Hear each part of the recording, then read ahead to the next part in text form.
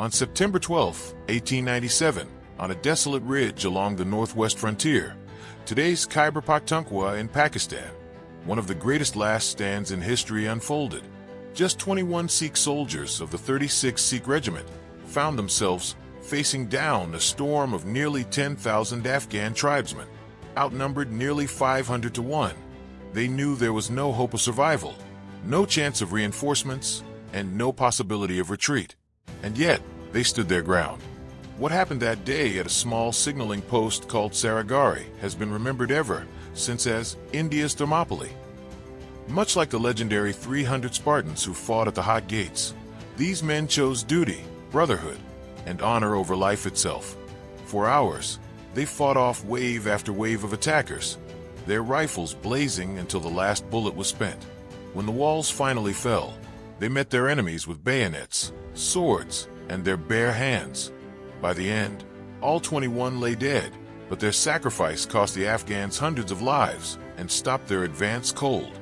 More than a battle, Saragarhi became a legend, a story of impossible courage that still echoes today alongside the Alamo, Masada, and Thermopylae. By the late 19th century, the British Empire controlled vast swathes of India, but the northwest frontier was another story. Here, in the rugged mountains of the Hindu Kush, the Pashtun tribes refused to bow to any empire. For centuries, they had fought Persians, Mughals, and Afghans themselves. Now, they turned their fury on the British. Fiercely independent, armed to the teeth, and masters of guerrilla warfare, these tribes launched constant raids and uprisings that made the frontier one of the most dangerous military postings in the world. The British response was to build a chain of forts stretching across the Samama Ridge to monitor and contain the tribes. Two of the most important strongholds were Fort Lockhart and Fort Gulistan. Between them sat a tiny outpost called Saragarhi. On paper, it was nothing more than a signaling station, stone walls, a watchtower, and a heliograph, a device that flashed coded sunlight across the miles to send messages. But in practice, it was the lifeline of the entire defense system. Without Saragarhi, the forts were blind, isolated, and vulnerable. And that was precisely what the Afghan tribesmen understood. Destroy Saragarhi, and the chain would snap. Fort Gulistan could fall, and then Fort Lockhart would be next. To the British, Saragarhi may have seemed like a minor post, but in reality, it was the keystone holding the entire frontier together. And to the 21 Sikh soldiers who manned it, defending that keystone meant everything. The 36th Sikh Regiment was no ordinary military unit. Raised in 1887, it was composed entirely of Sikhs, men bound not just by training, but by faith. For the Sikhs, soldiering was more than a profession. It was a sacred duty tied to their Khalsa identity. Since the days of Guru Gobind Singh, Sikhs were taught to live as both saints and warriors, defenders of righteousness who would never shrink from battle no matter the odds. This spirit infused every man who wore the uniform of the 36th. By early September 1897, ominous signs filled the frontier skies. At night, flames flickered on distant ridges, signals of tribal gatherings. Scouts reported entire valleys swelling with Pashtun warriors, armed with rifles, swords, and an unshakable determination to drive out the British and anyone who stood with them. Estimates spoke of thousands, perhaps 10,000, preparing to strike. Their plan was clear: overwhelm the chain of forts, cut off communications, and pour through the Kohat Pass into British territory. Inside Fort Lockhart and Fort Gulistan, the garrisons braced for siege. Ammunition was counted, supplies stockpiled, and sentries doubled on the walls. Between them, at the lonely station of Saragarhi, just 21 Sikh soldiers under Havildar Ishar Singh waited. For weeks, their daily routine had been little more than drills, prayers, and signaling messages. But now, as the horizon burned with the glow of tribal fires, the men of the 36th knew their quiet outpost was about to become the eye of the storm.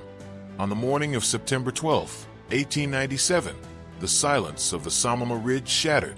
From the scrub-covered hills, wave after wave of Afghan tribesmen appeared, between 8,000 and 12,000 fighters moving like a dark tide toward Saragarhi. Their war cries echoed across the valley, drums beating a rhythm of impending death. To the men inside the tiny outpost, it was like watching the earth itself rise up to swallow them. Havildar Ishar Singh, the seasoned veteran commanding the 21 Sikh soldiers, wasted no time. He climbed the signal tower, raised the heliograph to his eye, and flashed the urgent message to Fort Lockhart. Enemy approaching. Very large numbers. Preparing to hold position. Moments later, the reply came back, cold and uncompromising. Hold the post. At all costs. No reinforcements possible. It was the order every soldier dreads and every warrior lives for. The garrison understood what it meant. They were alone. No relief, no escape, no chance of survival. Yet not a single man wavered. To abandon Saragarhi was to doom both forts, to leave the frontier exposed. Their duty was clear. Inside the fort stone walls, rifles were loaded, bayonets fixed. Some whispered prayers from the Guru Granth Sahib. Others tightened their turbans, with quiet resolve. Beyond the gate, the enemy stretched for miles, a sea of steel and fury. Against it stood just 21 men. And yet, as Ishar Singh gave the order to prepare for battle, there was no fear, only grim determination. The first attack came just after the sun crested the ridge. With a thunderous roar, the Afghan horde surged forward, their rifles cracking, their battle cries rolling like thunder. The defenders of Saragarhi raised their Lee Enfield rifles, modern, bolt-action weapons capable of firing with deadly precision. From the walls, they unleashed a storm of bullets. Warriors dropped by the dozens, tumbling into the dust before they ever reached the gate. The Afghans fell back, regrouped, then surged again. Each time they came, the Sikhs answered with fire that seemed impossibly sharp for such a tiny garrison. Calm under pressure, they fired, reloaded, fired again, their discipline cutting through the chaos. For hours, the pattern repeated. Wave after wave, charge after charge, met by a wall of iron determination. Bodies began to pile against the stone walls, but the Afghans were too many. Their sheer weight threatened to crush the outpost. Soon the assault shifted tactics. Warriors advanced with bundles of brushwood, stacking them high against the heavy wooden gate. Moments later, flames licked upward, smoke billowing into the sky. The defenders could hear the timbers groan, then crack. Inside, Havildar Ishar Singh gave the order, prepare for breach. With a deafening crash, the gate splintered and collapsed inward. The enemy poured through, screaming, swords flashing in the smoke. But the Sikhs did not retreat. With bayonets fixed and sabers drawn, they hurled themselves into the breach. The battle dissolved into savage, hand-to-hand combat. Bayonets pierced, rifles fired at point-blank range. Steel clashed against steel. Ishar Singh himself led the charge, roaring defiance, cutting down man after man. Witnesses from Fort Lockhart, watching helplessly from miles away, later recalled seeing the swirl of smoke and dust, hearing faint echoes of the clash, as if the very stones of Saragarhi shook with the violence. Inside the walls, the defenders fought like men possessed. Every corridor, every corner of the fort became a killing ground. Warriors who expected an easy slaughter instead met the fury of the Khalsa. For each Sikh who fell, several Afghans lay dead beside him. Yet slowly, inevitably, numbers told. One by one, the defenders were cut down. Still, not a single man attempted to flee or surrender. Even as comrades collapsed, the survivors dragged them aside, closed ranks, and pressed on. Some manned the heliograph until the very last, sending back frantic signals to Fort Lockhart. The gate is down. We are fighting inside, still holding, even as the enemy filled the courtyard. One Sikh soldier climbed the tower, rifle blazing. He held the position alone, dropping attackers until the structure itself was set aflame beneath him. Rather than retreat, he stayed at his post, firing until the flames consumed him. Another defender fought his way into a corner, braced his back against the wall, and swung his sword until he was buried under the bodies of his enemies. A young signaler continued flashing messages long after the courtyard was overrun, until the Afghans dragged him from his post. His last signal read simply, "They're inside still fighting." Havildar Ishar Singh, bleeding and battered, gathered the last handful of men for a final counterattack. Charging headlong into the mass of enemies, They carved a path of carnage before being cut down, one by one. Singh himself is said to have killed over a dozen before he fell. By mid-afternoon, Saragarhi was silent. The Afghans, victorious yet stunned, had paid a terrible price. Hundreds, perhaps over 1,000 dead, for a single outpost. And yet, the 21 defenders had fulfilled their orders. They had bought precious time, warning the forts, holding the line, and proving that duty could be stronger than death. From the walls of Fort Lockhart, British officers watched the smoke rising from Saragarhi and understood what had happened. 21 men had stood against thousands. 21 men had written themselves into legend. The Battle of Saragarhi ended not with surrender, but with silence. Smoke curled from the ruins of the tiny outpost, and the ground was soaked with blood. Yet even in death, the 21 defenders had denied the enemy their victory. The Afghans had expected to crush a handful of soldiers in minutes. Instead, they were held at bay for nearly the entire day, losing hundreds of warriors in the process. Inside the fort, the story of sacrifice had unfolded group by group. Some Sikhs fought shoulder to shoulder until they were overwhelmed. Others retreated to corners, making last stands so ferocious that piles of bodies surrounded them. Each man chose to fight until his last breath. None attempted escape. None surrendered. Among the most remembered was Signalman Gurmukh Singh, the youngest of them all. Barely in his teens, he was tasked with relaying messages on the heliograph. As the fort crumbled around him, he flashed the final, immortal message across the ridge to Fort Lockhart. "We are still holding. We will fight to the last man." When the enemy stormed his tower, Gurmukh did not flee. He fired round after round, dropping over 20 attackers before his rifle finally fell silent. Cornered, he drew his weapon for close combat and charged headlong into the mob. Moments later, he was gone. With him, the last defender of Saragarhi fell. By sunset, every Sikh inside the post was dead, but their deaths had not been in vain. Estimates suggest that 600 to 800 Afghan warriors lay slain around the outpost. For one tiny fort, it was an astonishing toll. More importantly, the delay prevented the tribes from overrunning Fort Gulistan and Fort Lockhart. Saragarhi's fall had saved the frontier. Shockwaves through the empire. News of the battle spread quickly. At first, only fragments reached the British command. A desperate last message. A plume of smoke, silence. Then the full story emerged. 21 soldiers of the 36th Sikh Regiment had stood against thousands and had not only fought, but inflicted devastating losses. In India, the tale spread like wildfire. For the Sikh community, it was confirmation of the Khalsa spirit, proof that the legacy of their warrior ancestors still lived. In Britain, newspapers reported the battle with awe. Some compared it to the ancient Spartan stand at Thermopylae, where 300 men defied a Persian army. But here, the numbers were even starker. Not 300, but just 21. The comparison was not lost on military leaders. Saragarhi, one officer wrote, will stand alongside Thermopylae as an eternal example of courage. Honors beyond death. In recognition of their sacrifice, each of the 21 defenders was posthumously awarded the Indian Order of Merit, the highest decoration available to Indian soldiers at the time, equivalent to the Victoria Cross. Never before had an entire unit received the honor collectively. It was a gesture that underscored the sheer scale of their heroism.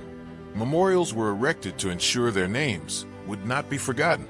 At Amritsar, near the Golden Temple, a shrine was built where the names of the 21 are still inscribed in stone. Another stands at Ferozepur, home to many of the regiment's soldiers. Each year, Sikhs gather on Saragarhi Day, September 12th, to honor the fallen with prayers, songs, and remembrances. For the Sikh Regiment, the story became part of its identity.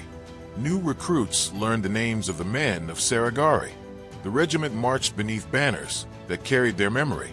Their sacrifice became a living legend that inspired generations of soldiers in both India and beyond. Legacy of courage. The defense of Saragarhi was more than just a military action.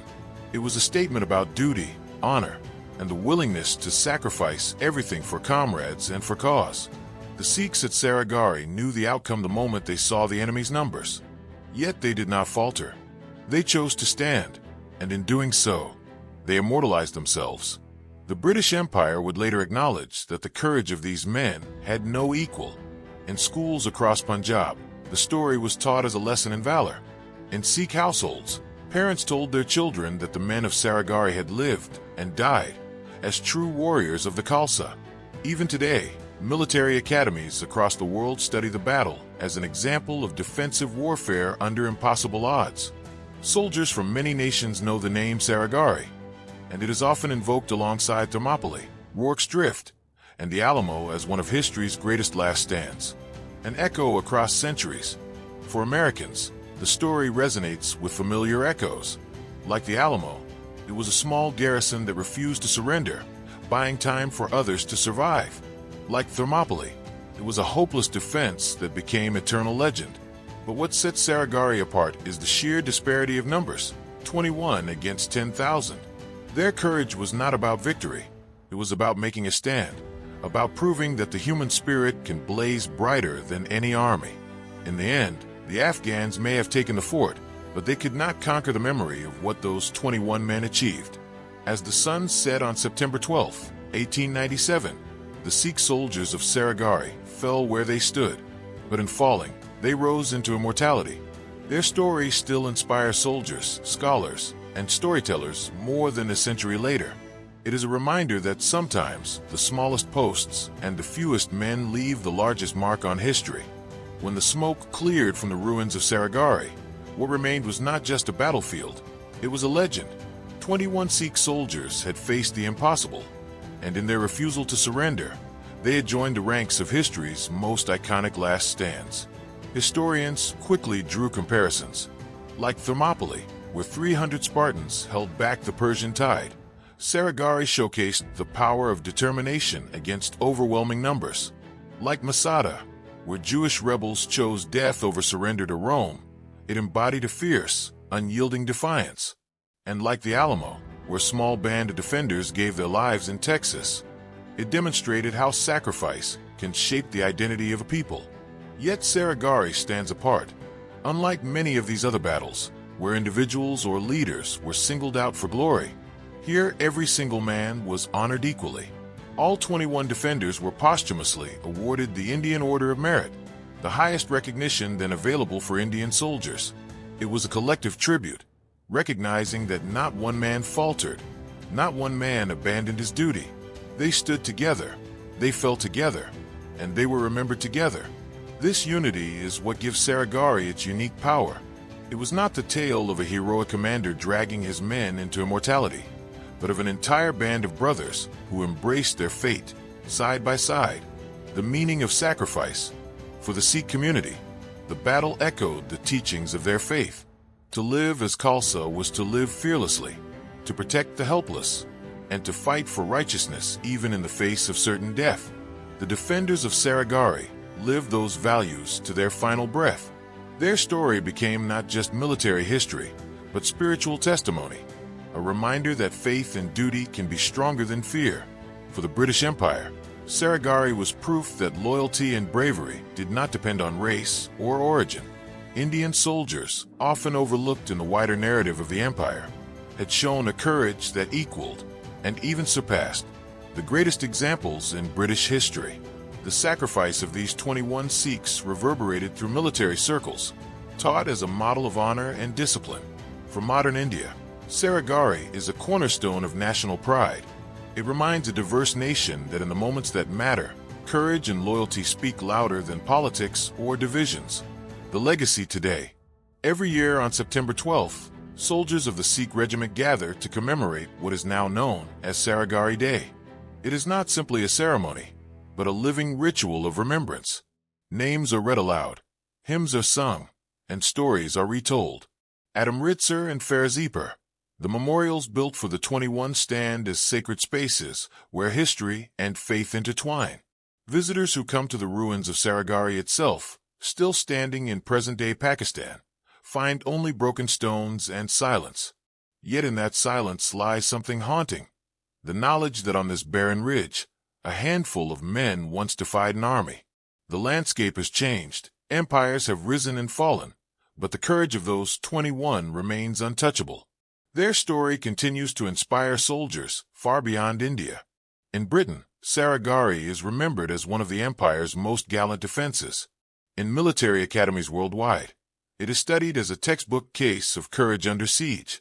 And for Sikhs around the globe, it is a source of identity, proof that their ancestors lived and died as warriors of unbreakable spirit. Why it matters. The Battle of Saragarhi is not just about numbers or tactics. It is about the timeless question, what would you do when faced with the impossible? Most people, faced with thousands of enemies and no hope of rescue, would surrender, or at least attempt escape. But these men chose a different path. They chose to write their names into history by refusing to bend. This is why Saragarhi is still told today. It reminds us that courage does not always mean winning. Sometimes, courage means standing your ground even when defeat is inevitable. Sometimes, it means giving everything so that others might live. Conclusion: the Thermopylae of the East. On September 12, 1897, 21 Sikh soldiers transformed a forgotten outpost into a shrine of bravery. Though Saragarhi fell, its fall ensured that Fort Lockhart and Fort Gulistan stood. Though the defenders died, their deaths gave life to a legend that would inspire generations. Today, Saragarhi is remembered as the Thermopylae of the East. Yet in many ways, it surpasses even that ancient battle. For while the Spartans had 300, the Sikhs had only 21. Against impossible odds, they stood as one, and in doing so, proved that loyalty, sacrifice, and honor are values stronger than any empire, stronger than any army, stronger even than death. The stones of Saragarhi may crumble, but the story will never fade. It remains a torch passed from one generation to the next, a reminder that in the darkest hour, a few brave souls can illuminate all of history.